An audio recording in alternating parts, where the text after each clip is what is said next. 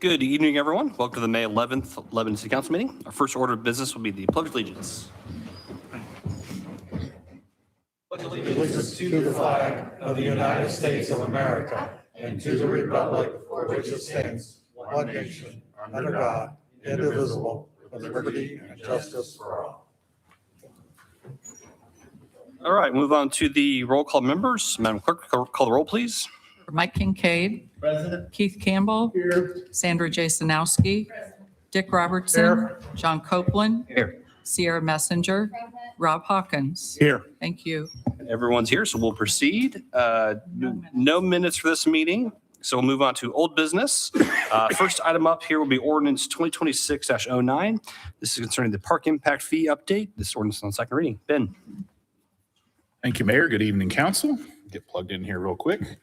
Do a quick recap of our discussion from the last meeting and then some discussion we've had via email last week.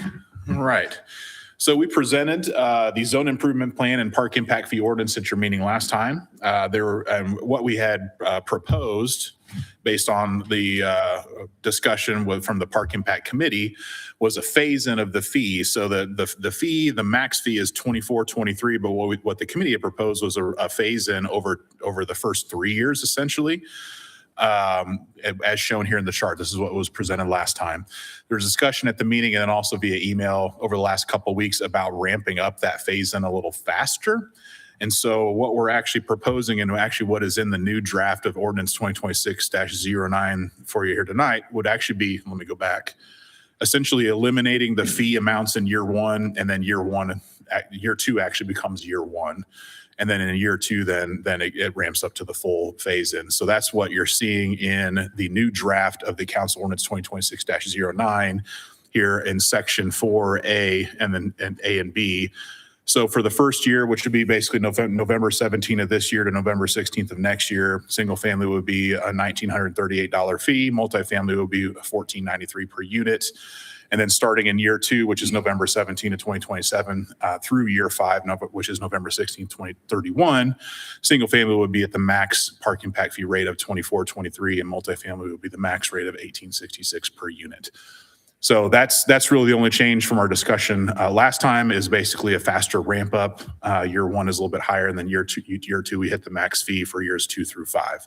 So everything else about the ordinances before you here tonight is the same other than that modification. So I was talking with Rob before the meeting, we suggest that if this is acceptable to the council, that we would need a motion to amend the ordinance reflective of this new document and then consideration on the second reading.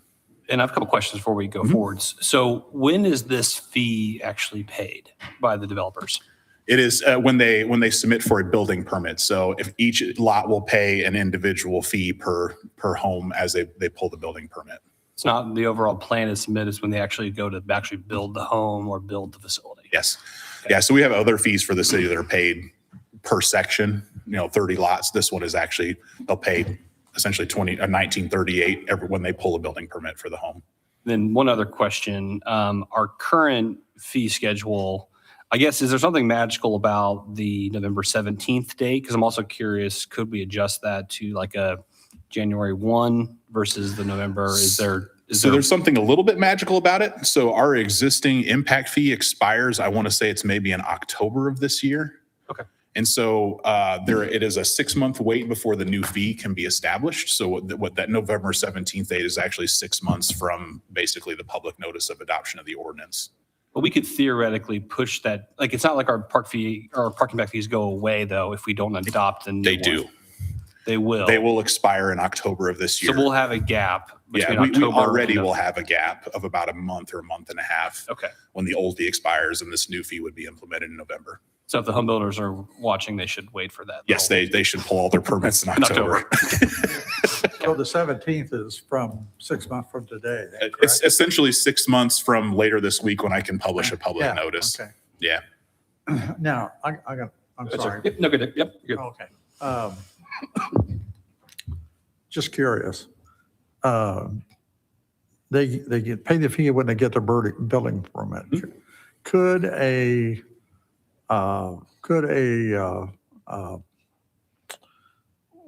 builder or developer or whatever, he's got platted 20 lots already. He hasn't got them sold yet, ready to go. Could he come in and buy those, pay for those fees upfront?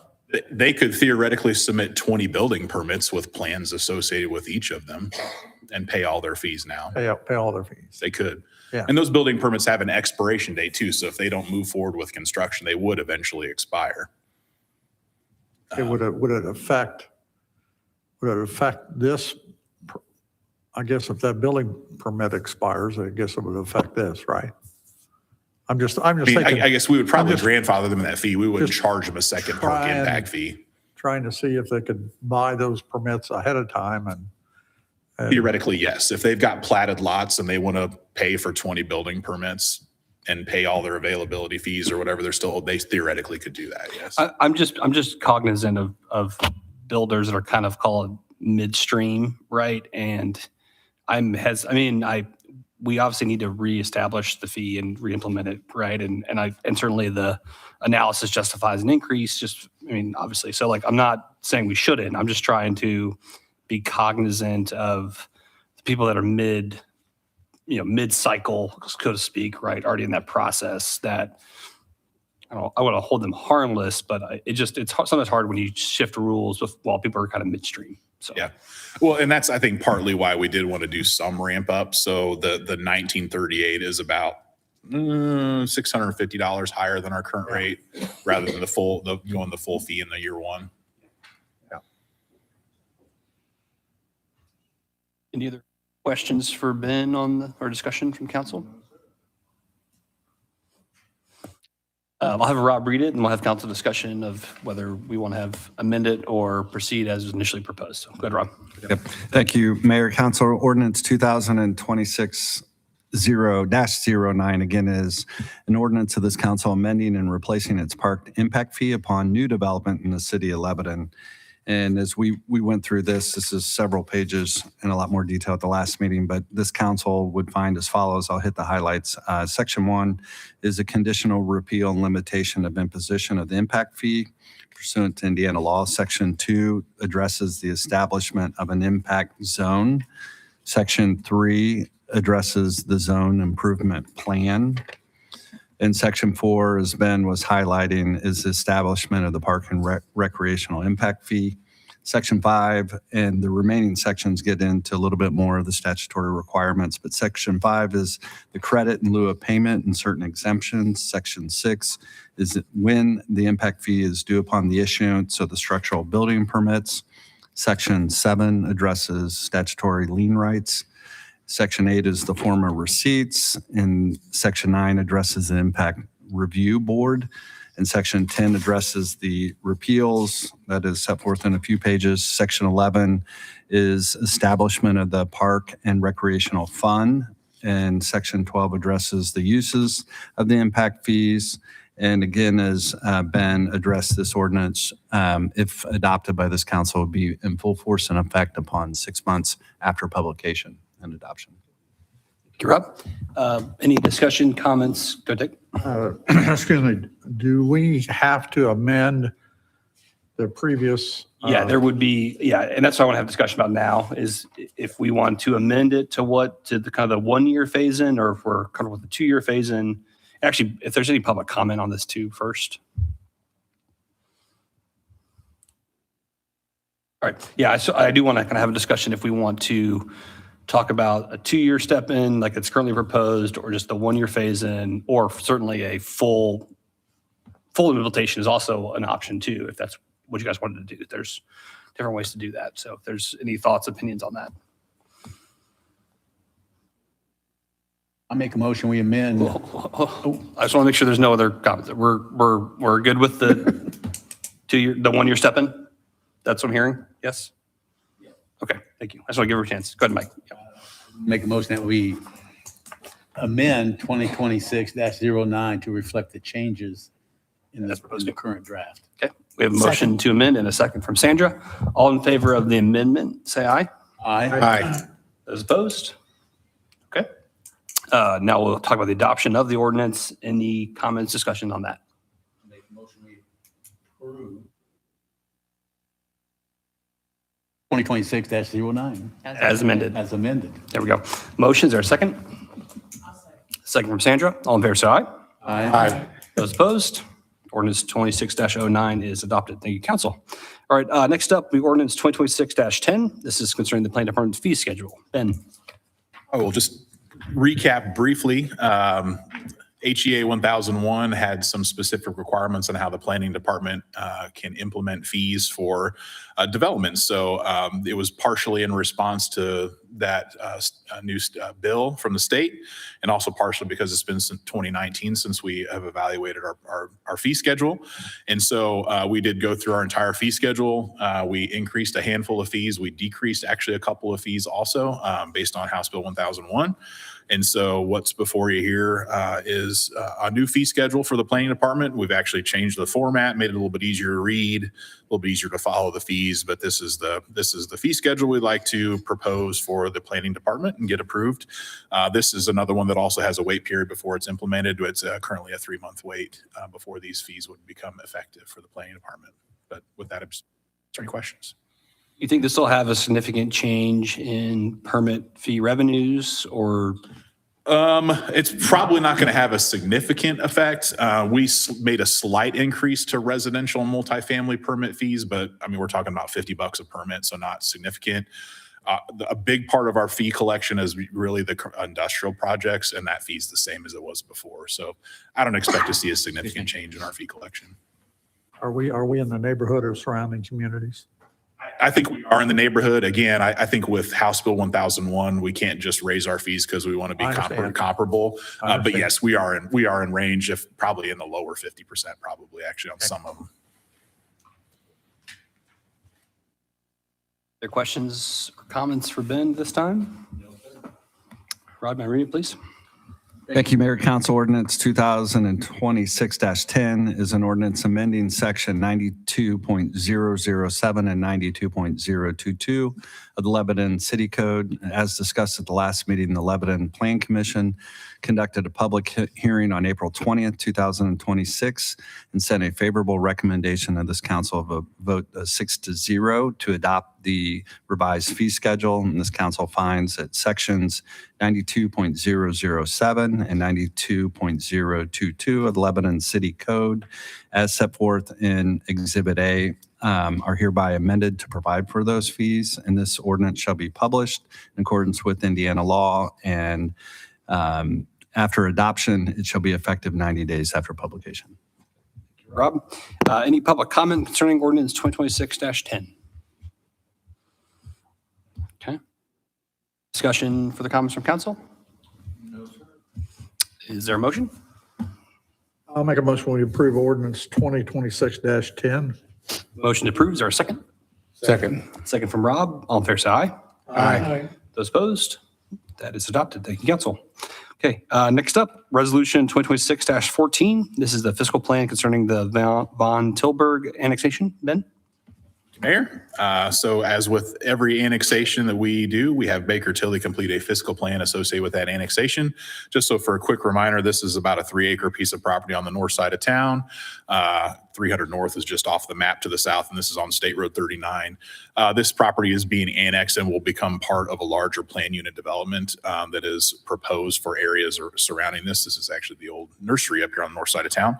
So we actually have a plan unit development ordinance that's going to be considered by the Plan Commission next Monday night that this will become part of once it's annexed. So in terms of the fiscal plan, this is a relatively straightforward fiscal plan. There is a residence on the property now, so it does have some assessed value that will become part of the city. I think it's like $190-something thousand.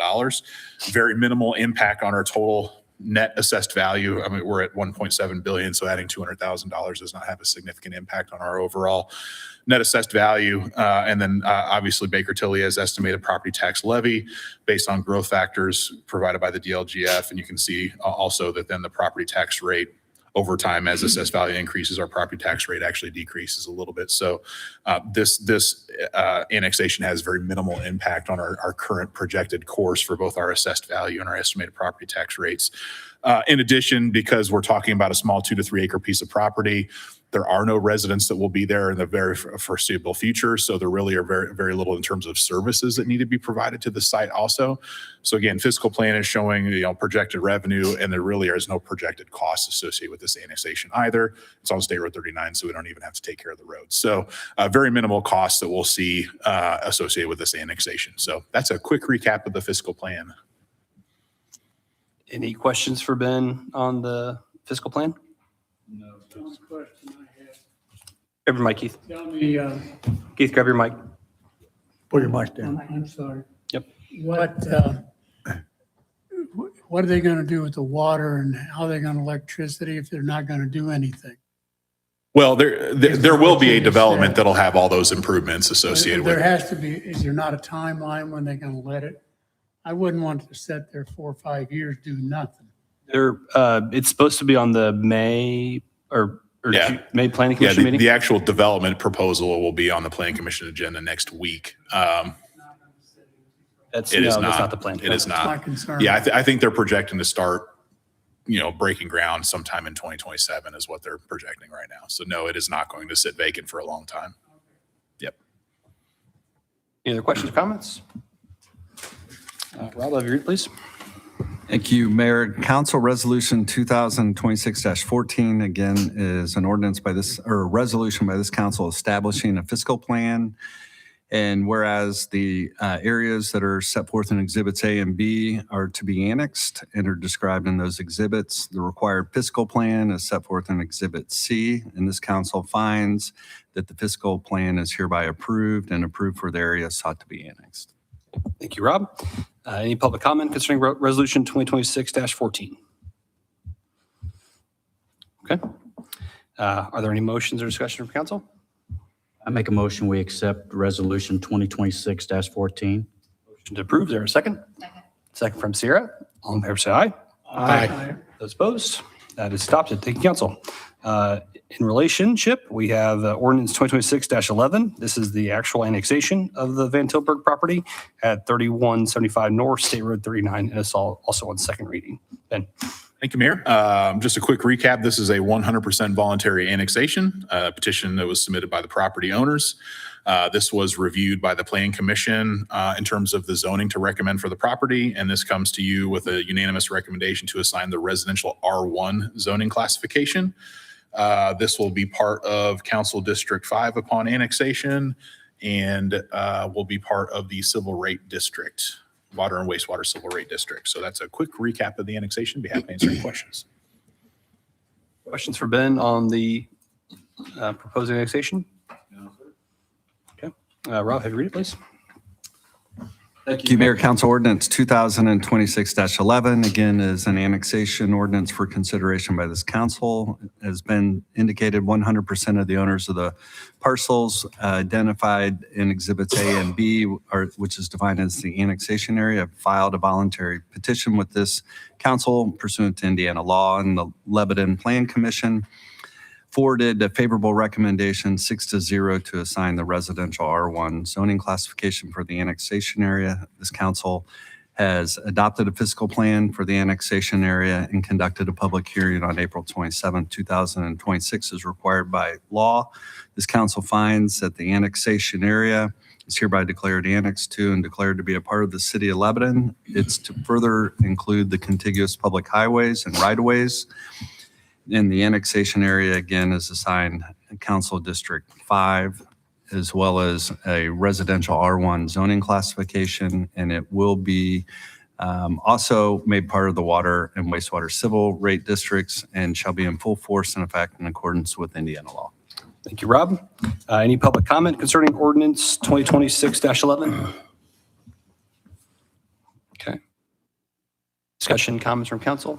And sorry, Rob, we had our public hearing at the last meeting too, correct? Okay, good. No? All right, are there any motions?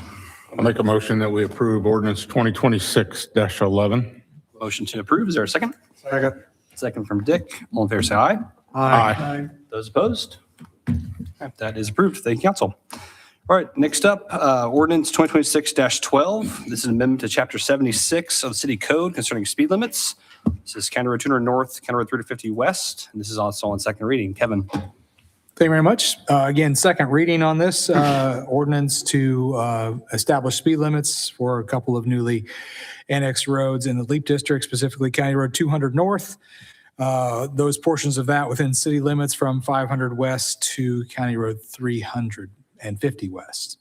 And then County Road 350 West within city limits from 200 North to the intersection of US 52. Last time the ordinance was read on first reading, it was amended to establish speed limits at 35 miles per hour. And happy to answer any questions or concerns that might still be out there. Questions for Kevin at this point? Is the county going to change their speed limit also? Leave the city? We have discussed that, but I'm not for sure where they are at in their ordinance process. Because they're 40 mile an hour, right? I don't think the road is currently signed, so I think it defaults to 45, perhaps. Is it 40? 50. There are some signs where there's not 55. So I guess so that everyone at home heard that. There are some signs signed at 40. If there is not a sign in a road segment, the county's ordinance defaults to 55 miles per hour. And so Kevin, just clarify too. So this 35 would apply to all of these roads, not just kind of the main north-south road that's going to be serving as the kind of the haul road, so to speak, for Essentially, Meta. these two roads are the haul roads. These are the roads that Meta has paid to improve and reconstruct at this point, at least in a temporary status. Full reconstruction will be reevaluated as they get to the end of their on-site construction.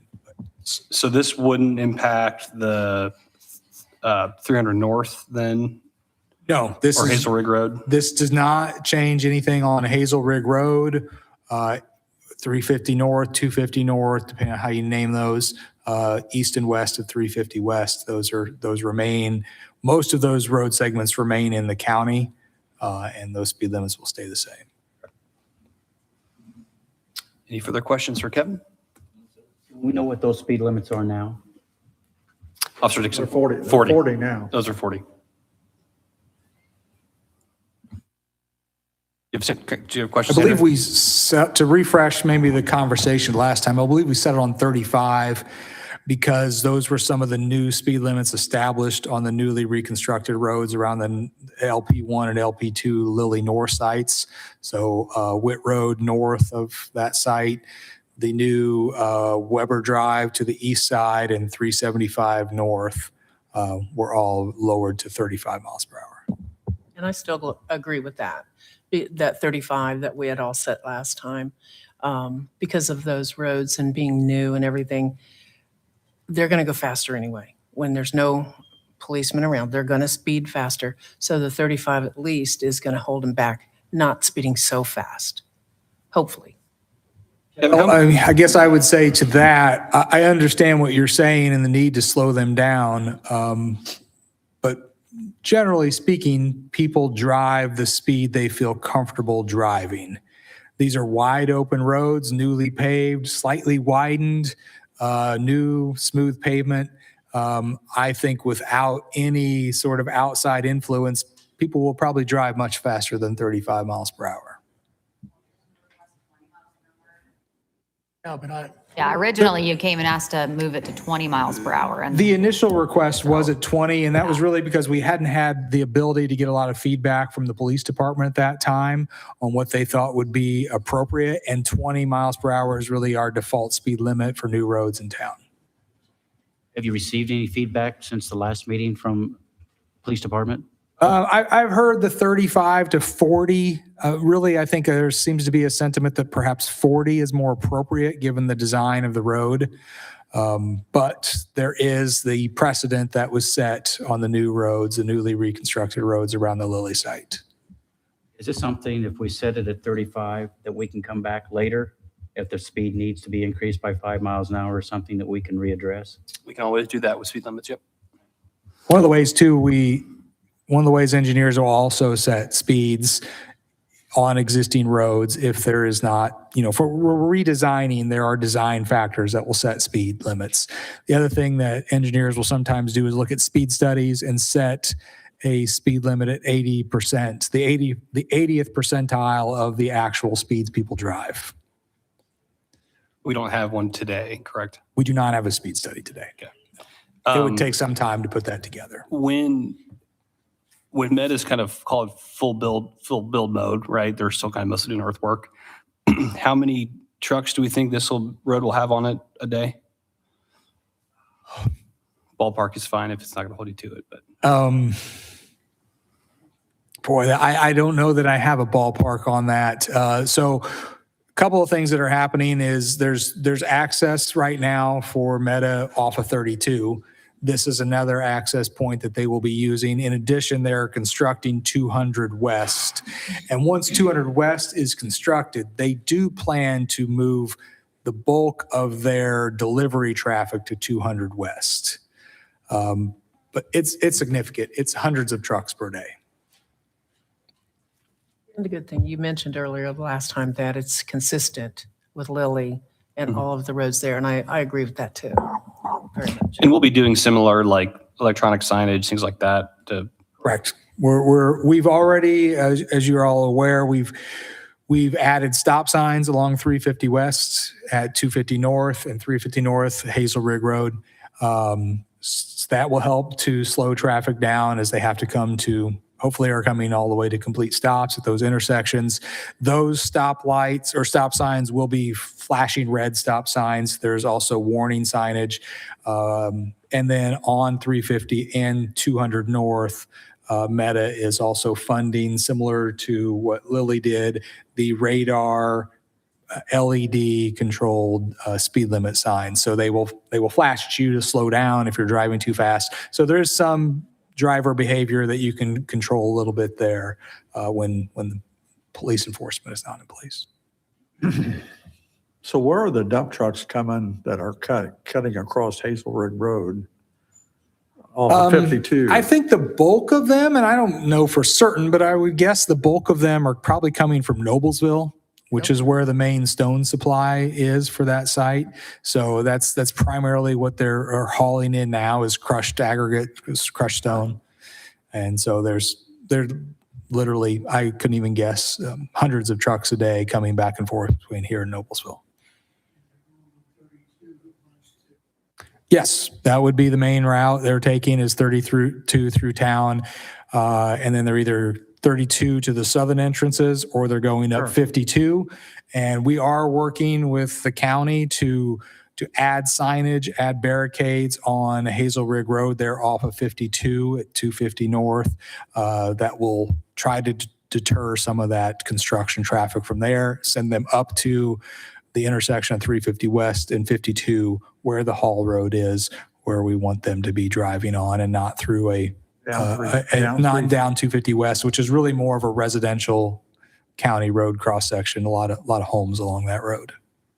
So if we didn't want to come across Hazel Ridge Road, would we want them to go up to 450 and come across 450 to 350 and back down?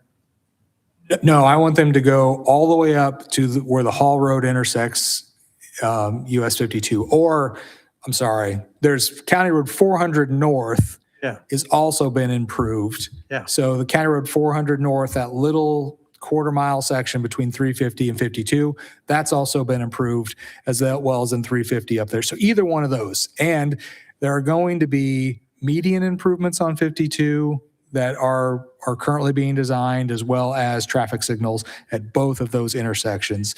And I think the plan is that 350 will be the in route and the exit route will be onto 400. The county's already put barricades up on Hazel Ridge Road, staggering barricades at the intersection. I just saw that earlier this evening. I wasn't aware of that. They can still drive around them, but yeah, we're looking into that. There's some concerns there.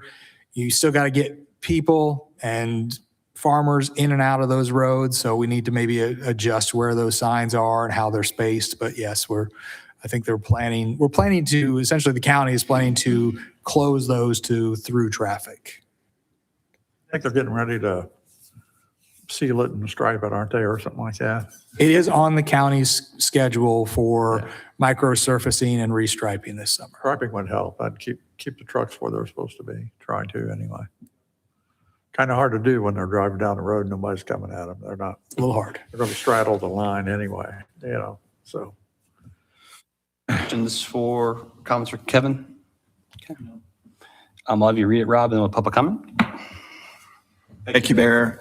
Council Ordinance 2026-12, again, concerns an amendment to Chapter 76 traffic schedules of the city code. This council finds that as of the effective date of the ordinance, Chapter 76, Schedule I, Paragraph B, speed limits, Table 1 of the City Code of Ordinance shall be amended to add the following: County Road 200 North within the city limits from County Road 500 West to the intersection of County Road 350 West, speed limit shall be 35 miles per hour. County Road 350 West within the city limits from County Road 200 North to the intersection of US 52. Again, the speed limit shall be 35 miles per hour. The remaining portion of Chapter 76 of the city code that's not affected by this ordinance shall be in full force and effect, and this ordinance shall be in full force and effect in accordance with Indiana law. Thank you, Rob. This time is during public comment concerning ordinance 2026-12. Please state your name and address for the record, please. Hi, my name is Susan Gentry. I live at 1855 North, 600 West. I wanted to comment about the new road speed limit, particularly on 350 West, and request that you really not change it and to keep it at 40 miles an hour. I routinely use 350 West on my way to Lebanon from the north. 350 West intersects, as you know, 250 North, 300 North, and 400 North. I have to use at least two of those roads in order to get to Lebanon from the north. Those all have a speed limit of 40 miles an hour, which is the same as, I guess, 350 is now, or at least what it feels like.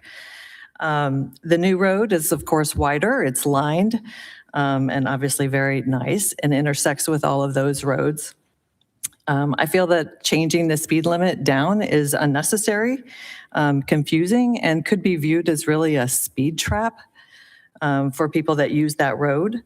While I understand that there will be more dump truck traffic along that way, certainly during construction, honestly, we peacefully coexist on 32 at 45 miles an hour today. And I think as roads are smaller, people will self-adjust in the event that they see, dump trucks coming toward them. So respectfully would request that you rethink the 35 miles an hour and keep it so that it's consistent and manageable for people who live out that way. Thank you for your comments. Thank you. Any additional public comment? Further council discussion? I had a question. What did you want us to put the speed limit at? You said you want it at 40. Okay, I'm sorry. I didn't miss that part. Thank you. I think she makes a good point, actually, because the county's speed limit is 40 miles an hour. And that's still county, even though the city's got a little piece of it. I think changing it to 35 is just confusing. I wouldn't want to do it. I mean, personally. Will the council? So, Dick made the original motion at 40 last week, and I think it was revised down to 35. I just have concerns with the significant amount of truck traffic, but Going too slow or too on that fast? new road. I agree. because I think the issue we have is that if we set it at 40, I think people will actually drive 50. And I think if it's 35, I think people actually will probably drive 45. And so when you look at traffic fatalities, there's a big difference between if someone is hit going 55 miles an hour, 50 miles an hour versus 40 miles an hour. Like it's really, once you get over 20, there's big changes, but like it's the levels of fatality are different. Even that 10 miles an hour difference is important. So dialing in the right speed is really important. And just with such large vehicles that will be using it. And I think it's fair to say, you know, the council could set it at 35, see how it goes. If there are, you know, maybe do that, you know, have our counters, like our people within that 8 percentile, see how it's functioning. And if it's a problem, or if not, we always can readjust that. Now, we always can set it at 40 and readjust it lower too, right? That's the other two sides of that coin. So I really am fine either way. Certainly, I think the 20 was inappropriate, but there's a balance I think we have to strike on safety, because there will be very different traffic patterns and quantity than exists today. And I think that's hard to obviously put our finger on, but. Will the dump trucks continue to go up and down this road while the construction is still going on? Yes. Mayor, Or go ahead, yes. Until 200 West is constructed, which is how long is that scheduled gonna to, be? it's scheduled to start construction this summer. Optimistically, by the end of the year, it may be open to traffic, but that's very optimistic. There's a lot of permitting involved because of floodplains, wetlands, gas pipelines that cross that area. So it's not a simple project. It's also a 2-mile road. So more likely 2027, probably for the Yeah. rest. It'll come out. I have a question too. Yeah. Those guys that drive those dump trucks, they don't have any idea what 40 mile an hour is, no matter what. If we leave it at the 35 like we amended it last time, then we can I come back. understand that, but at We can least come back. maybe and raise that'll it. have to slow them down a little bit too. I just think with the traffic, if we kept it at 35, this is my thought. At this time, while the traffic, heavy trucks and things going up and down, we can review it after it's done and over, everything's up and going. We can review it at that time, and if we think the speed limit needs to go up 45 miles an hour to up to 40, that might be the appropriate time to do it. That's just my thought. I'm willing to start at 35 and willing to go up if it needs to. But I just give them, whatever you give those truckers, they'll go further, no matter what it is. I will say for the record too, we are not going to be treating this like a speed trap. That's not the intention of this. Frankly, our police are too busy to be running speed traps out in the country. So that's just being honest with that too. So The issue we got is the roads coming to Correct. 350 or 40, yep, and they're county roads still. and they're Hazel Ridge not Road is still part county road And- down through there. and they're not as nice to drive on as the new road, which is Yeah, exactly. smoother and wider and lower speed Exactly. limit. Yeah. You know, and you're not going to be doing 40, 45 most of the time on those roads anyway, but On the Hall Road, they're going to be changing this, the speed limit will change from 35 to 40 as you go north and get out of town, correct? well, as time goes, you will not increase the speed limit. You've already got it down to 35, and as things build up out there in years to come, you'll probably end up lowering the speed limit and you will be adding it. Well, So, I mean, right now, part of that road is in the city. Yeah. Once it leaves the city, it goes to 40 miles an hour. correct, The county, yeah. It's not marked with a speed sign, then it goes to 55. correct. It could be, that certainly could cause confusion where the portions that are in the city are different than the county. Yeah, so you're 35 here, and then you're 40 there. Now when you're coming in, you're 40, and you got to slow down to 35. Yeah. Yeah, it's just, that makes sense. That's my opinion. That's why the past make the big decisions here, Mike. So I tried to make a motion at the last meeting to leave at 40 and I didn't make it, so. you want to make the motion again? Yeah, I'll make a motion, we leave it at 40 mile an hour. Yeah. Evan, how long would it take to do a traffic study and get some feedback about that road? Like We could probably do an informal one by putting out our radar speed limit signs that the police department owns, which does collect data. It's not as scientific as putting out speed cameras that are, you're going to get a warning that you're supposed to be driving slower. So it maybe won't be as effective as putting out true speed cameras to check these things.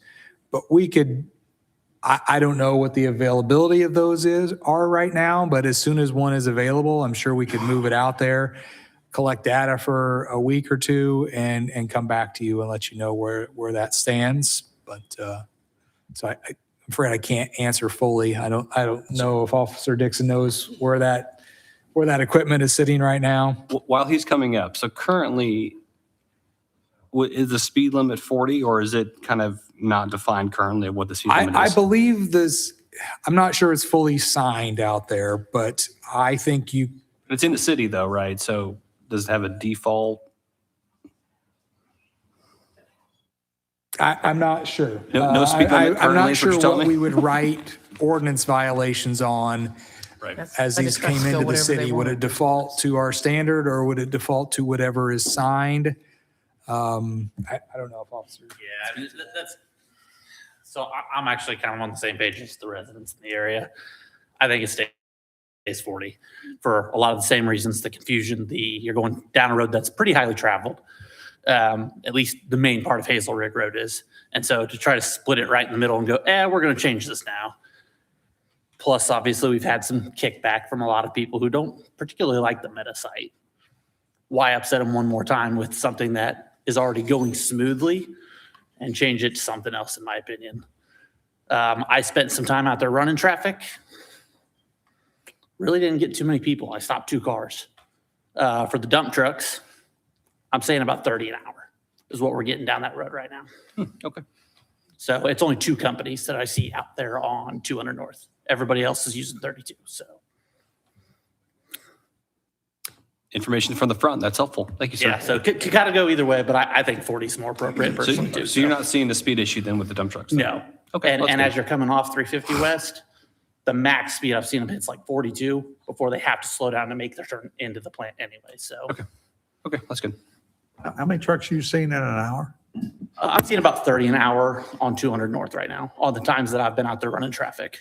Oh, and 200 north from Yeah. 500? Yeah, coming down 350 West, turning Oh, onto okay. 200 North. Okay. So only about 30 an hour right now, and it's only been 2 specific companies that I've seen. I must be going out there a different hour you're there, because It does seem like a continuous train, but 32 way worse, 32 hundreds of trucks an hour. But yeah, on 200 North, I'm only seeing about 30 an hour from 2 specific companies, and that's it so far. And none of them have been who I've stopped. It's been I drove construction everything, workers. I drove everything out there this afternoon for about a half hour out there and never saw one dump truck anywhere, so. Thank you, Officer Dixon. No problem. Thank you All for right, that. we had a motion, I apologize. Did we had a motion? I've got a motion to leave it at 40 mile an hour. We have a second from Mike. Further discussion from council. All those for the motion say aye. Aye. Opposed? No. Okay. That motion to amend is adopted. Okay. Further discussion on the ordinance? Or we beat this horse to death? Entertain a motion then concerning the ordinance 2026-12. We're going to approve this ordinance amended to 40, correct? Yeah, so it's, Okay. so you just, we just amended the amendment, so, but the Okay. motion would still be to I'll make approve a as motion to amended. approve the ordinance of 2026-12 amended to 40 mile an hour. Motion a second. All in favor, say aye. Aye. Those opposed? No. All right, that is adopted 6-1. Thank you, council. Okay, next up, ordinance 2026-13. This is amending Title 7 of City Code and adding Chapter 78. Mr. Councilman Hawkins, this is your ordinance. Okay, this is our second reading on the UTV ordinance to allow these individuals to come into our city. Pretty similar to the golf cart ordinance. The only difference, a couple differences here, obviously they are not slow-moving vehicles, so they will not be required any slow-moving emblems. They are allowed on Indianapolis Avenue. However, once they come into the city, they get up to State Road 32, they have to then get off onto a city street. They cannot continue on 32 because UTVs or golf carts are not allowed on 32 or 39 for any reason. And then one of the other things that was brought up, most of these are cabs, meaning that they have front windshield, rear windshield, doors. They look just like a car. Without the slow-moving emblem, where do you put the sticker? I suggested on the back window, if they don't have a back window or something that obstruction, put it on the front window, but that is something that we are going to leave up to the Lebanon City Police, and they will put that where they see appropriate. But pretty much, this is to allow them on our city streets as well, so that they can start coming up to the city police station tomorrow and scheduling their appointments to get their stickers on it. Same process with golf carts. They register or schedule an appointment. It's inspected, pass inspection. Right. And the only thing that is inspected again is like if they're going to run at night, headlights, taillights, turn signals, stop lights, all those things that are in the golf cart ordinance. And then again, you can also rent them for the special events, and you can get a 1-week permit on those. Questions or discussion from council? Okay, Rob will have you read it. Thank you, Mayor. Council Ordinance 2026-13, again, is an ordinance of this council to add a new chapter 78 regarding utility task vehicles or UTVs. This council, again, finds it's in the interest to regulate public safety and welfare, specifically to include certain off-road vehicles commonly known as utility task vehicles or UTVs, and that's all defined in Exhibit A. And this ordinance, again, is just adding the new Chapter 78, similar to the golf cart ordinance. And I can go through each of those areas, but we did at the last meeting, and this ordinance, if approved, will be full force and effect in accordance with Indiana law. Thank you, Rob. Is there any public comment concerning ordinance 2026-13? Okay. Any final discussion, comments, or council or motion? Rob, do you want to make a motion? Nope. I'll make a motion to approve ordinance 2026-13. Motion approved from Sandra. Is there a second? Second. Second from Rob. All in favor, say aye. Aye. Those opposed? All right, that is approved. Thank you, Rob. Thank you, council. Okay, that concludes what I have for old business. Anything else from council? Okay, new business then. First item up here is resolution 2026-17. This is an interlocal agreement with Boone County concerning a roadway project. Kevin. Thank you very much. Stepping in for Jason on this one. Jason, as well as Rob and legal counsel for the county, have been working on this MOU. This results from the fact that the county was already in the process of undertaking a road preservation project. Road preservation projects include things like micro resurfacing, pavement rejuvenators, and thin overlays of the pavement. So these are not reconstructions. These are not milling and resurfacing. These are things that will improve the durability of the surface of the pavement, as well as increase skid resistance, things of that nature. These are good practices to take on. Also includes a county. The county is also undertaking a countywide road striping program this year. So they have several roads under contract, including roads that are now annexed and now part of the LEAP district. So they came to the city, they came to the Department of Public Works and said, we were planning to go across some of these roads that are now your roads. We're happy to continue this contract if you would pay your pro rata share based on a mileage of these roads. That's I think a smart decision, and the Department of Public Works would like to enter into this MOU to cover, to allow the county's contractor to continue working through the city limits on these road preservation projects. So this MOU is basically to put an agreement in place between the city and the county so that the county can continue those efforts, and then the city will pick up their financial share of those improvements on city streets. Did I hear you say that it goes into LEAP area? Do they have to pay a portion? Did I hear you say that? Yes, it's going into, it's not always just in the LEAP district, but there are air roads within the LEAP district that are now duly annexed and now fall under our jurisdiction versus the county. So a listing of the countywide striping roads that are now in city limits would be County Road 300 North from 39 to Elizaville, County Road 400 South from the corporate limits to Indianapolis Road, County Road 200 South also from corporate limits to Indianapolis Road, County Road 500 West from 50 South to 39, County Road 300 North from corporate limits to 350 West, County Road 250 North from 350 West to 52. So those are the striping ones.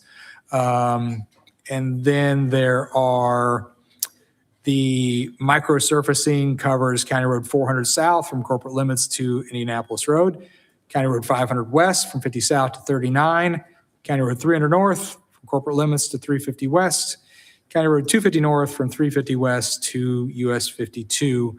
And then there's the a rejuvenator project on John Bart Road from Elizaville Road to County Road 75 North or Washington Street. So really all around the limits of the city is where these projects are. It totals roughly the city's share of the contract would be $255,523.56. Sorry, can you repeat that? I apologize. Sorry. Tanya was talking to me about something. Can you repeat All those? those? No, not all of them, just the dollar amount. Oh, the dollar amount, sure. Yeah. I'd repeat them all as well, but we're good. $255,523.56. There is a separate action that is being prepared for an additional appropriation to cover that. So tonight is just about entering into this MOU with the county. It would be, but there would be a separate funding proposal that'll be put before you in the coming weeks. Questions for Kevin? Yeah, I'm okay with the roads being fixed. They need it, but I'm not okay with if Lilly doesn't have to pay for part of their roads. If it's any of it being done there, they need to pay for that. I thought that they were going to. So these are not roads that are adjacent to the current developments in LEAP. Yeah, just looking through to make sure I'm saying that correctly, but yes, none of these road segments are immediately adjacent to Lilly or Meta projects. So we've already made them make all the improvements that were necessary adjacent to them. So they paid for those. These are roads that, by the nature of annexations, right, there's larger areas that are within the city of not being developed the moment they're in LEAP.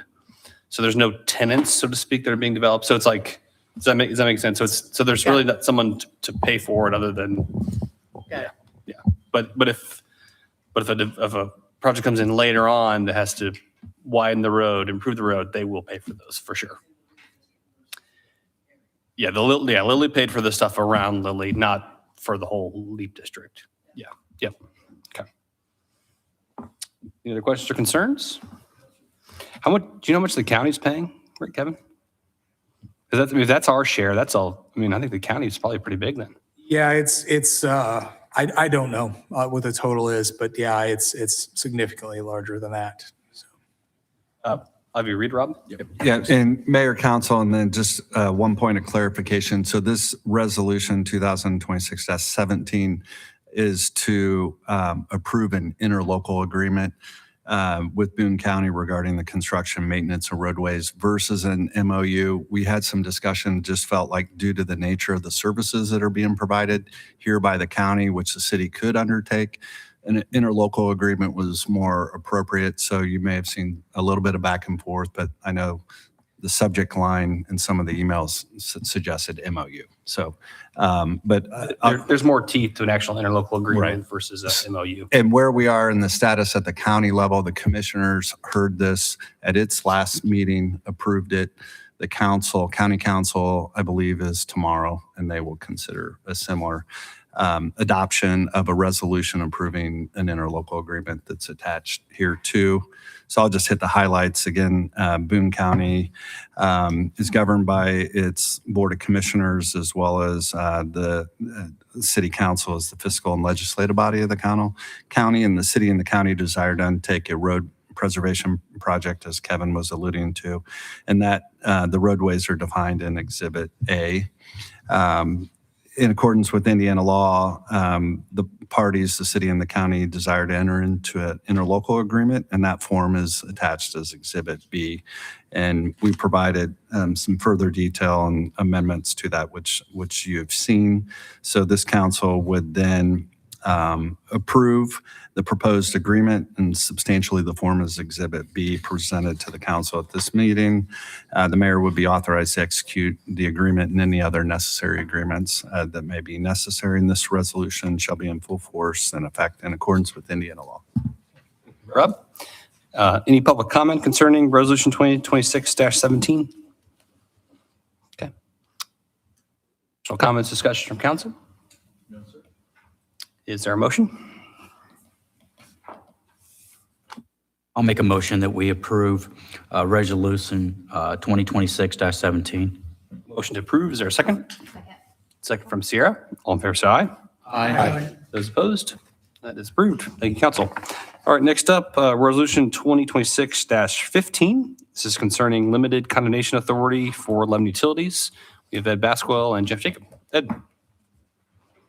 Yes, hi, Mayor, City Council. Jeff's going to probably carry the ball on this, but I just wanted to briefly emphasize that Lebanon Utilities rarely uses condemnation authority. We don't like to do it, and it's only when it's necessary to complete critical public infrastructure projects. And when that process is required, property owners are compensated, and there's independent appraisals, and there's a process established under Indiana law. And we also believe it's important to bring it to City Council so that we can be as transparent as possible, which is what we're doing here today. So with that, I'll turn it over to Jeff. And any questions? Good evening, Mayor, Council. Thank Ed mentioned the utility board or the utility needs to acquire various rights to a couple of parcels. These are located where South Patterson and West Noble T. It's sort of diagonal from the new Honor Meadows subdivision. So we have two parcels here, the east parcel and the west parcel, or what I'm going to be referring to tonight. The east parcel, we need to own outright. We need fee simple ownership of that parcel. And the west parcel, we simply need easement down this section and across the front. Specifically, the east parcel is 2.67 acres, and the easement on the eastern or the western parcel, excuse me, is 0.17 acres. And that's along the common boundary and the frontage. Specifically, again, eastern parcel and then easement along the western parcel. The purpose of this acquisition is for the Hickory Junction Lift Station Phase 2 project. And what we determined is that we needed to go through this parcel. However, as we were doing research on this, we discovered that there's actually an existing large gravity sewer main about 15 feet down through this parcel and then up along here in the easement that we're seeking to acquire. As we looked at it and in were discussions with the property owner and their attorney, the suggestion was that perhaps we go ahead and just acquire this in outright ownership and fee simple because the property is burdened unknown to the existing owner to an existing sanitary sewer line that was installed in the 70s. So as we looked at it and as Ryan Ottinger and his team looked at this, we believe that there's an opportunity not only to cross with existing for future sanitary sewer line going through here. We may be able to use this for water main in the future, potentially electric in the future. And so as we studied this, looking at what was already in the area, we found this to be somewhat of a keystone piece to get through this area for future projects. Specific to the existing sewer line or sewer main that's existing on the property and the adjacent, what we have found is that this is fairly common with older infrastructure, where you come across a piece that has not been recorded in an easement. And what we have found is more than likely, and I didn't research this back at this juncture, if we have to go further with this, we will. There may have been a blanket easement that was granted in the 70s for this parcel. And that blanket utility easement has fallen away in the title work over the years. And back then, they just didn't find it necessary to call out a specific easement area when they were installing, or it may have just been installed in some sort of handshake understanding. Don't know. My guess is that there was a blanket easement, a utility easement that's fallen away. If you remember the Prairie Industries site, we had a sewer main that was going under that old building, and in order to access that, we had to go in during their hours, and there was a manhole literally on their production floor. Now we've corrected that, and we've released that blanket easement. My guess is that that's what happened here, and the property owner acquired it unknowing that there was easement in the area. I don't want to suggest to you that we don't know where our lines are. We know very much where they're located. What we discovered here is that we just didn't have easement. So what we're trying to do is the utility board's charge to Ed and I, when we come across these situations, is to try to clean them up. And so what we're doing here is our request this evening is for, as recommended by the utility board, is that we acquire this parcel in fee simple. That cleans up an old problem and makes way for new lines into the future. As to this piece, we have easement that picks up part of the existing line, and we believe is necessary to clean it up and make it right so that we've got our existing line captured in easement. Now, in terms of status, one of the charges that I always like to do when we come in front of this body is to sort of tell you what we've done. We've done multiple appraisals. We've provided those to the owner. They've been provided certified letter. We have met with them on site. The acquisition team has talked to the owner on a number of occasions, and they have an attorney involved. And I don't know the background of if that's specific to this matter or not. That attorney is aware that we're here tonight, and he understands this is part of the process. My charge is always to resolve these without needing to go to court. But at some point, we need to put a marker in the ground and move forward so that we're able to start the clock and get on this site and we may not be able to come to terms, as you're aware of what the acquisition process is in terms of the appraisals and how that works. We may not come to terms, and we may be of different opinions on values, and that may have to be something that the property owner ultimately decides that, hey, I want to take my chances in court, and I believe my property is worth more than what the appraisals we have supplied them. So our goal is always try to work through that. We have a couple of creative solutions that we're working through with this property owner and their representative. However, we do need to get on the property and begin part of our project and work towards that, letting contracts. The utility board has always been of the opinion that it doesn't like to move forward with letting any contracts until all of the land acquisition has been done, which is a fairly common practice. So again, this is not a surprise to the property owner's representative. They were expecting this. They understand this is part of the process.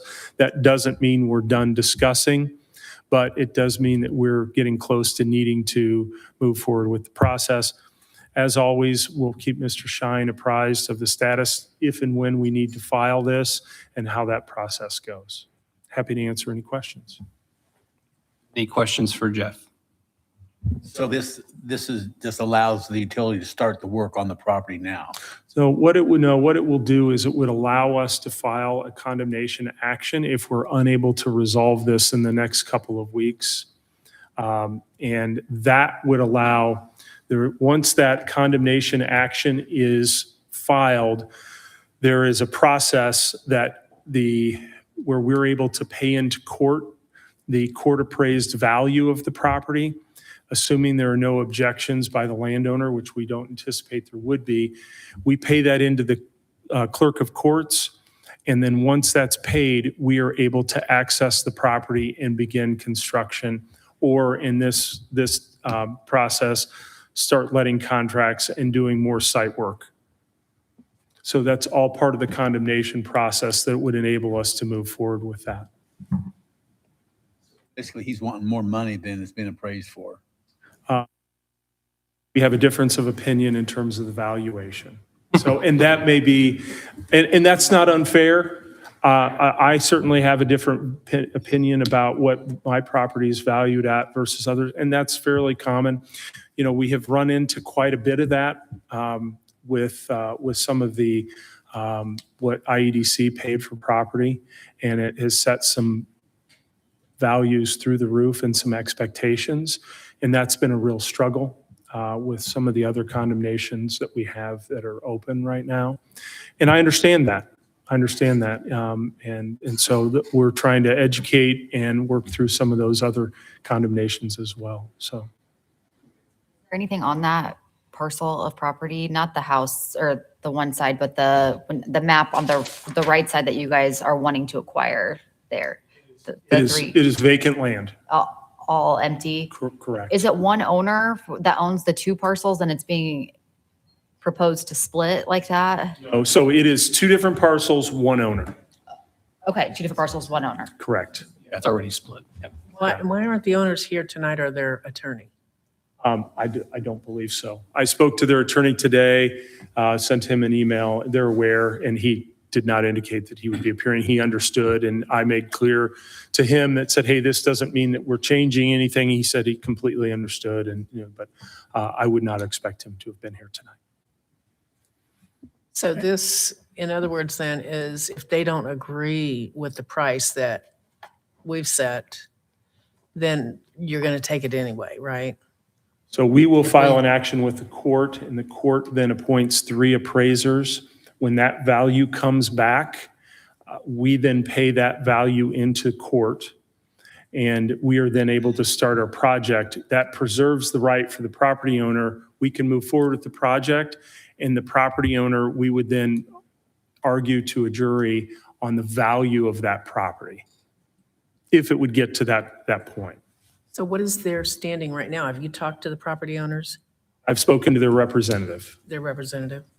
Are they in line is it just a monetary thing, or are they wanting to hang on to that property? Well, it's interesting. Their attorney suggested that we acquire this piece, the east parcel in fee. And as we looked at it, we agreed. So they understand the project. They are, in fact, I don't know what their ultimate goal is with the west parcel or the east parcel. They suggested that we acquire it, and we believe the east parcel, and we believe that's the correct thing to do. Interestingly, here, we're trying to pay for something in part that's already there that they weren't potentially compensated for, and we feel like that's the right thing to do. That's the charge of the utility board. So big picture, we're trying to come up with, and I don't want to get too far afoot in terms of values or negotiations or anything like that, but we're trying to come up with some creative solutions that help address what their short and long-term needs would be, as well as valuation. I don't know that I really answered your question. Just wish they were here so we could see how they feel about this, or at least their attorney. Well, he was pretty clear that he wasn't going to be here. He understood that this is all part of the process. This doesn't mean we stop talking. I would suggest that this is, when we're negotiating like that, right now, what I understand is that this is absent some creative alternatives that we're working through. This is a valuation issue. You need to find out about that 1970 thing. No. What we've found is that there's not an existing easement, and we believe anytime, this is not uncommon. We've come up with these, and we'll come up with more of them. And what we've done is when we've come across one that we don't believe the property owner was compensated for, there's not a recorded easement that we're able to work through, then we've included that in our appraisal because we think the utility boards philosophically believe that was the right thing to do. So. Ed, are there any plans for any physical structures on the parcel, or is this just essentially access crossing point that allows us to get under 65? There's no current plans for an above-ground structure, but since we have the parcel and we have there's going to be a lot of underground infrastructure there, we're looking at it, but nothing right now. Nothing right now. Okay. Yes, we will maintain it. Questions, concerns? No, sir. Rob, may I read, please? Yeah, thank you, Mayor and Council. Resolution 2026-15, again, is a resolution delegating limited eminent domain powers to the Lebanon Utility Service Board. So as everyone is aware, the city owns and operates the Lebanon Utility, by and through the Lebanon Utilities Service Board, a municipally owned utility that is Lebanon Utilities. And the city may enact ordinances and resolutions pursuant to Indiana law, and it has the powers of eminent domain as in accordance with Indiana law. So what essentially we're doing, if the council approves, is again delegating eminent domain authority to the utility board to follow the statutory authority that the city could do. Now the board would be empowered to do that. We've done that similarly as is described in this ordinance related to the lines that Mr. Jacob and Ed and others have been here before the council before. So this council would find that the Utility Service Board is delegated all powers eminent domain vested in the city for the limited purposes acquiring the property interests as necessary and detailed in Exhibits A and B for the expansion and improvement of the wastewater work system and construction of the Hickory Junction lift station project as set out in this resolution. And this resolution shall be in full force and effect if adopted in accordance with Indiana law. Thank you, Rob. Is there any public comment concerning Resolution 2026-15? Okay. Further discussion, comments from council? Make a motion to approve resolution 20. We have motion to approve. Is there a second? Second. Second from Rob. All in favor, say aye. Aye. Those opposed? Aye. Okay, that is adopted 5-2. All right, thank you, council. Next up. Yeah, Sandra and Sierra were no's. All right, next up would be Resolution 2026-16. This is additional appropriation for retention pond fund. Kevin. Thank you very much. I think this is a simple one. Resolution 2026-16 is just appropriating funds from Fund 6612, the Retention Pond Fund. This is a fund that was used to collect regional detention funds that were paid by industrial users in the business park. The only reason we're asking for this is that these funds would normally have been allocated into the budget. They weren't, so we need to allocate these dollars from the fund to our appropriation line so that they can be spent, which primarily is just finalizing permitting for the regional detention facility right now. Just to clarify, it's funds we already have. Funds we already have, not tax dollars. These are user fees that were collected by resident or industrial tenants in the business park. Questions for Kevin on that from council? Tanya, mind reading it? Resolution 2026-16, the City of Lebanon is duly formed municipal corporation within the state of Indiana. It's the duty and responsibility of the council to maintain fiscal integrity. At times, it becomes necessary to appropriate additional funds or within the approved budget as contemplated and authorized by Indiana code. It's been determined it's now necessary to appropriate more money than was originally appropriated. All additional appropriations require a public hearing of which the council has served proper notice. Be it resolved, the council of the city as follows. Resolution 2026-16 is to appropriate funds for the regional detention pond.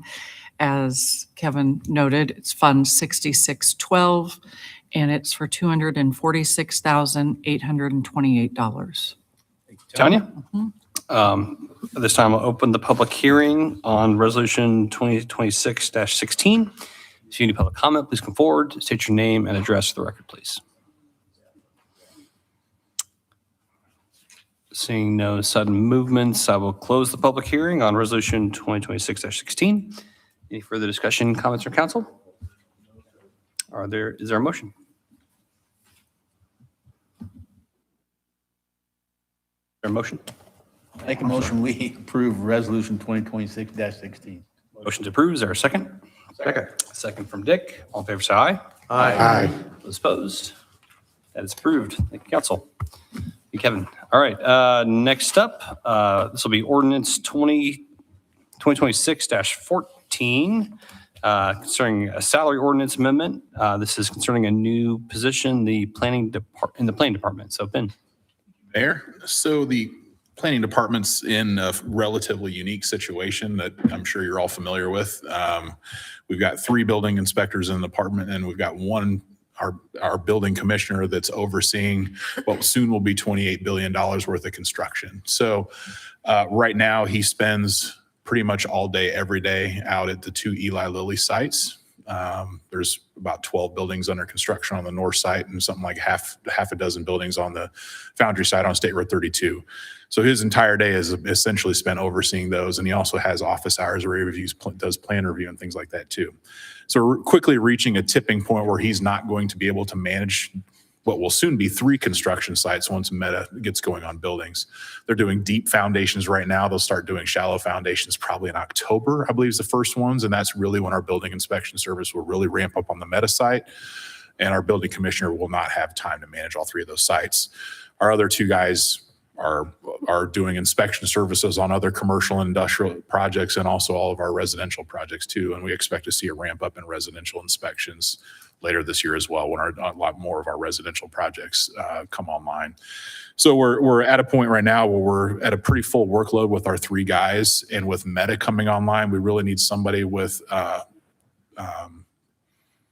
experience with projects like that. So what I'm proposing is a salary ordinance amendment that would actually add an assistant building commissioner. So if you look at the hierarchy there, we have the building commissioner, which is Skip Hart. This would be the assistant building commissioner. And then we've got 2 building inspectors. So this would be somebody that I'm looking to try to get somebody with some experience to add to the department that would be able to step in and relatively quickly get up to speed on managing a significant construction site like Meta will be later this fall. And so we're kind of at a time point where we really need to get somebody on board as soon as possible, get them up to speed so they're ready to go when they really start hitting those shallow foundations in October.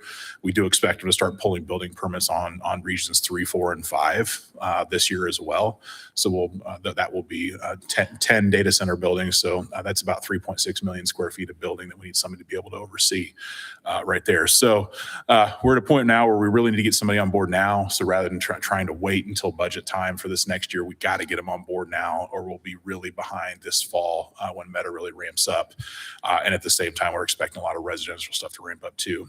Not to mention that New Cold, which is a small little $800 million project, is also going to be starting here before long too. So that's also a pretty significant project that these same guys are going to oversee. So the salary ordinance amendment tonight, there's 2 things. One will be to introduce the new position, which I'm titling the assistant building commissioner. And then there's another component of that as well, which is really trying to encourage experience, and that's our building inspector certifications. Right now, we have a stipend associated with those building inspector certifications. They can get $1,000 over the course of the year for each certification, up to 3, which is good, but it's not a really significant incentive for them. So what I'd like to do, in addition to adding a new position, is changing that stipend to $2,000 per certification for up to 5 Some of these guys have a pretty significant amount. So if we've got a guy that comes in that's already got significant experience in 5 certifications, they could earn up to an extra $10,000 in salary over the course of the year for those certifications they have. And those are really valuable for our department that lend some legitimacy to our guys when they've got residential and commercial building inspection certifications. It means they've passed a test in order to get those certifications. So the next question is where do we put that salary for that new position? So I updated my salary ordinance amendment that I've provided to council before, looking at salaries for building inspectors and for assistant building commissioners. Well, we have a community that has assistant building commissioners. I know this is a little hard to read because I got a bunch of communities on here. Our existing building, our current building commissioner, which would be the kind of the head of all inspection services, has a base salary of $90,000. That individual actually has 4 certifications, so with their stipends, they would be at 98. And what I wanted to do was look at what's the average of what the typical building inspector pay is within our region. And that average you can see here is just short of $80,000. So in order for me to encourage somebody that has experience to leave their current position for my new position, I have to be able to pay more than $80,000 to that position, but I also have to be under $90,000 so it fits in the hierarchy of our pay scale in the department. So in red, again, a little hard to read, but where there are other communities have assistant building commissioners, their average pay is mid-90s. So what I looked at here was trying to get above $80,000 but staying beneath our building commissioners. So the base pay I'm proposing is $87,000, which would be, I think, notably higher than the average for building inspectors and might encourage them to take a new position. And then, so that would be what's in the salary ordinance amendment. Let me go to that. So you can see, so essentially what this does is amends the salary ordinance. I've got the entire text of the current salary ordinance, and then the additions are highlighted here in yellow. And what the first would be the assistant building commissioner position at annual salary of $87,000, taking the total payroll for the planning department to $889,200. And then in yellow, we actually didn't have any language in the salary ordinance previously about the stipend, so I wanted to add that so it was essentially codified. So it says here the building commissioner, assistant building commissioner, and assistant building inspector positions are eligible for annual pay stipends of $200,000 per each active and qualifying building inspector certification for up to 5 certifications. These stipends will be paid out in 26 equal payments over the calendar year. 2,000, not 200,000, just to clarify. Oh, did I see? Oh, yeah. Well, that would be an incredible That would be, incentive, yeah. 200,000. Yeah, 2,000, 2,000. Can't read. Yes, $2,000 per each active and qualifying building inspector certification. So what's before you tonight is the introduction of the salary ordinance amendment. At your next meeting, we'll have an additional appropriation request. I'm currently proposing that additional salary would be paid out of our existing planning non-reverting fund, at least for the remainder of this year. These stipends are actually already appropriated from that non-reverting fund, so we don't have to make a request for that. So the only request that would be on your next agenda would be an additional appropriation request from existing funds in an account, the planning non-reverting fund. So it would not be an additional request from council from general fund. So this is funds we have on hand that actually are permit fees that we've already collected from projects that we would be inspecting. So with that, I'd be happy to answer any questions. Questions for Ben on that? 87 is what you're asking for that. 87 is what I'm asking for a base salary. Yeah. 95, what I wanted to do is just see for other communities that have assistant building commissioners, what that average pay looks like, knowing that I wouldn't be able to probably match that with this, but just wanted to make sure I was above building inspectors' pays. So. Stipends to go up to $2,000 this year? Yes, it would essentially, if this were passed and adopted, they would change from 1,000 to 2,000 immediately after that. So come out of your budget for the rest of this year? Yes, and that money's already appropriated. Ben, about how much are we collecting in permit fees a year now, ballpark? So the last 3 years, we've been between $400,000 and $450,000 per year. This year, at the end of March, we'd already collected almost $300,000. A lot of work happening. Yes. Hence the need for another inspector. Yes. I know this isn't related. I know we're talking about this next, but could you kind of tie in the changes that why Yes. we're going to be creating a new fund as well in the future and how that relates to some of these discussions too?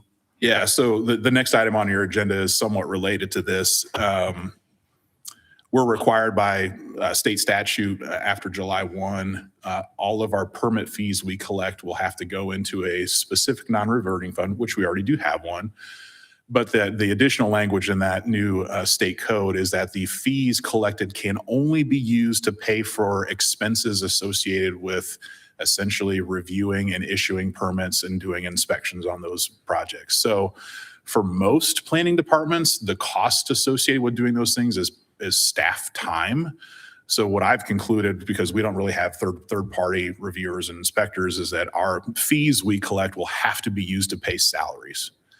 So the next item on the agenda will be to create a second non-reverting fund. The reason we're doing that is because our existing non-reverting fund we use for a lot of other things that aren't salary related, and I think are really valuable to the community, like the Habitat program. We've actually got a project going on South Meridian Street right now. So I think there's some of those things that are really valuable, and I'd like to preserve that existing non-reverting fund to continue doing some of those community-related activities, create a new non-reverting fund. Any fees collected from here to forward would go to that new fund, would be used to pay salaries. So depending on how much we collect over the rest of this year, it's likely that this salary for this new position will be paid out of that new non-reverting fund next year, and hopefully some of our other salaries, building inspector or planning staff related salaries that come out of that fund too. Makes sense why this is related? Incredibly confusing, but So I thought it'd be good to bring it up. So any other questions for Ben at this time? Again, this is just first reading, so we'll have time to digest some more, think about it too. So Rob, can you read it, please?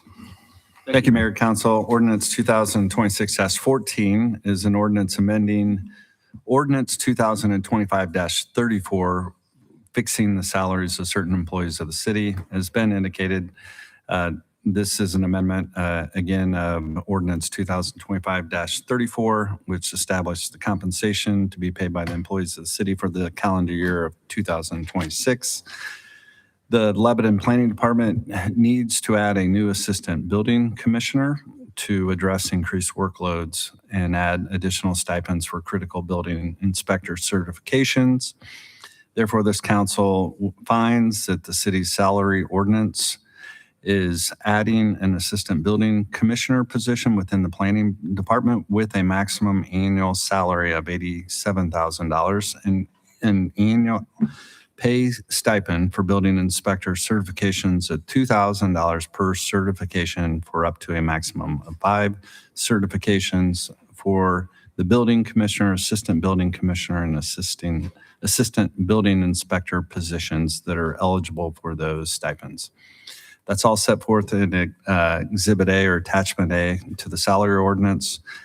Any other provisions, ordinance 2025-34 is not affected by this ordinance, shall remain in full force and effect, and this ordinance shall be in full force and effect in accordance with Indiana law upon adoption. Thank you, Rob. Ordinance been read on first reading. We'll take that up at our next meeting, which will be Tuesday, May 26th at 7:15 p.m. Mayor, question. Yes, sorry, final thoughts on that? Yep. I know this is, and may not be the big thing, but I'm just thinking we wait 2 weeks, that it puts him out 2 weeks that he can start advertising for a position, and it's probably going to take him a while to find somebody.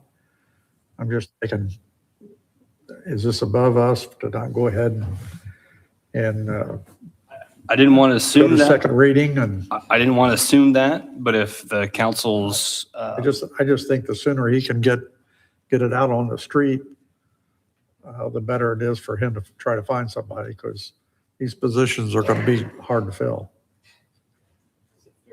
point, I mean, again, it's. I have one more question. Sure.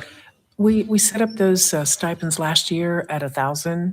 Have you had the employees that have taken advantage? How much have we taken advantage of as far as those? Yeah, And it's a two-part. And do you want to increase it to get more activity because of that? Or, that's what I'm just curious. Yeah. So we do have one gentleman that has 4 certifications, and actually one gentleman that actually now works for Kevin that has 1 that he got while he was a building inspector. He may actually be interested in this position, and he would have experience already working in our department. So maybe the timing thing is not as critical. If he is interested in that position, he may already I'll leave that up to be in you the then. office, but he may not be interested, and I'll have to advertise, and it will take a while. You're totally right about that. But yeah, I think to your second question, yeah, I think I've got one guy that's studying for a test right now. I think this will encourage more activity.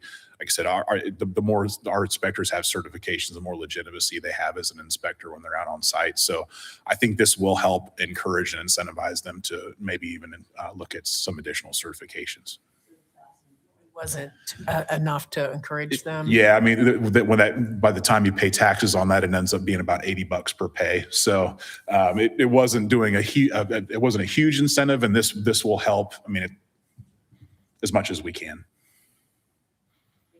I'll tell you what, I'll go ahead and make a motion that we suspend the rules and go to second reading.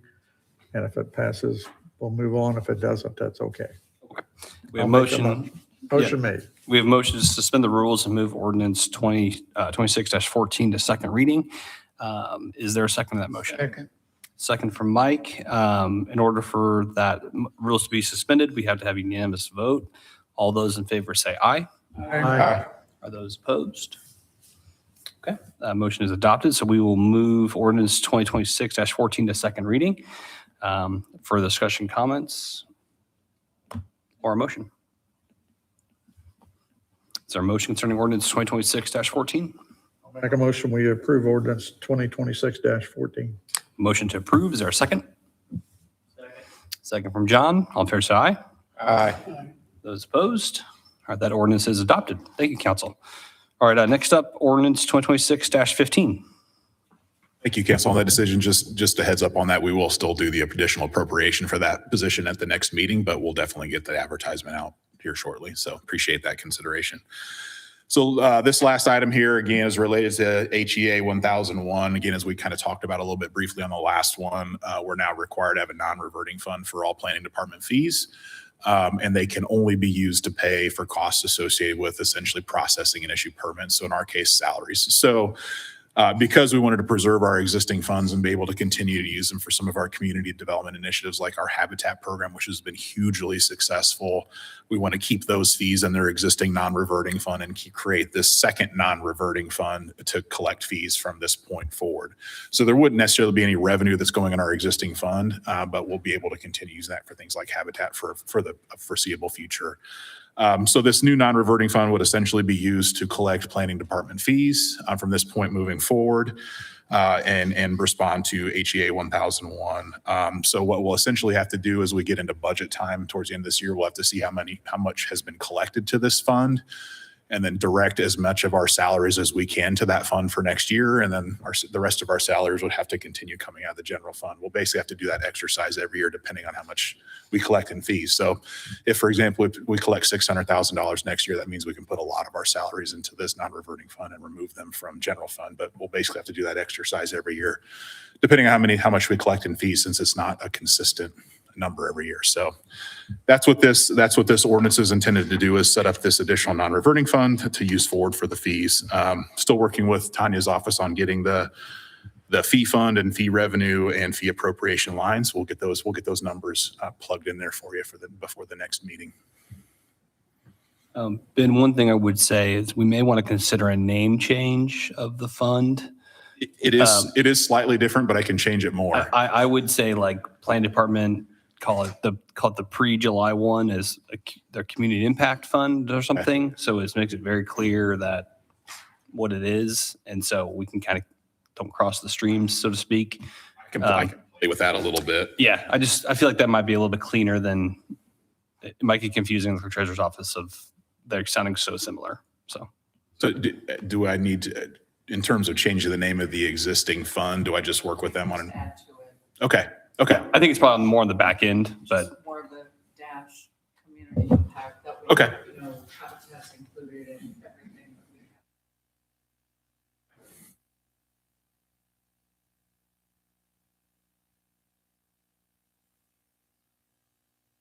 So it's something to differentiate a little bit more. Yeah. Salary or administration or whatever. Okay. Yeah, we'll work with you on that. So going forward, we're going to have two non-reverting funds there. Correct, but the existing fund will no longer receive any funds into it At all, at all, right? even So next year, starting over. Starting when it's July empty, 1, starting when it's July in- 1, yeah, when that's empty, it's then empty. Yeah, because starting July 1, all those will go to the new non-reverting fund. Because So it will we be has, able to fund the community projects? So what we'll have to look at, I mean, so our budget each year right now for, let's just say the Habitat program, I think is $35,000. We've typically spent about 20 or 25 on projects. They just only have so much capacity with their volunteers to do projects. That fund right now has just short of $1 million in it with about $425,000 budgeted for this year. So there's about $600,000 in there used for community projects moving forward. So it should last for a good amount of time. The other thing that does come out of there this year is our sidewalk fund, our sidewalk project fund, and that's at $350,000 for this year. So that may have to be funded some other way this next year, and something we'll have to look at during budget time. I really want to focus on like community events and habitat program and stuff like that out of this non-reverting fund. So the sidewalks will probably the construction projects will have to be funded in a different way next year. yeah, I mean, if we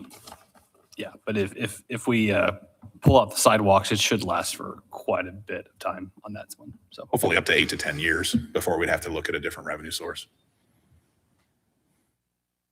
Rob, will you read it, please?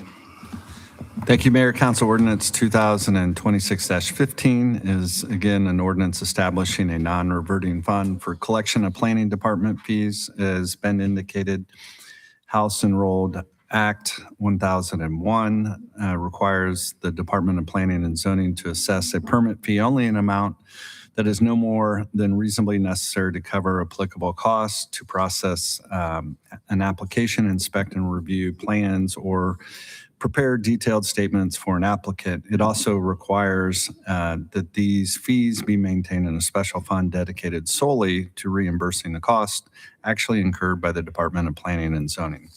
So therefore, this council finds that the establishment of Planning Department Fee Fund, and it's outlined in Section 1 as a Planning Department Fee Fund non-reverting, as well as the fee revenue non-reverting, and the department fee appropriation non-reverting, which again, I know we'll work on any appropriate names. And these funds will be deposited in the Planning Department Fee Fund and utilized by the Department of Planning and Zoning to pay annual department salaries.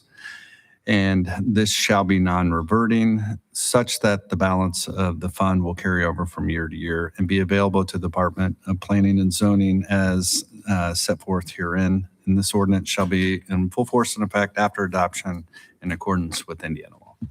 Thank you, Rob. Any questions on the ordinance or final comments from council?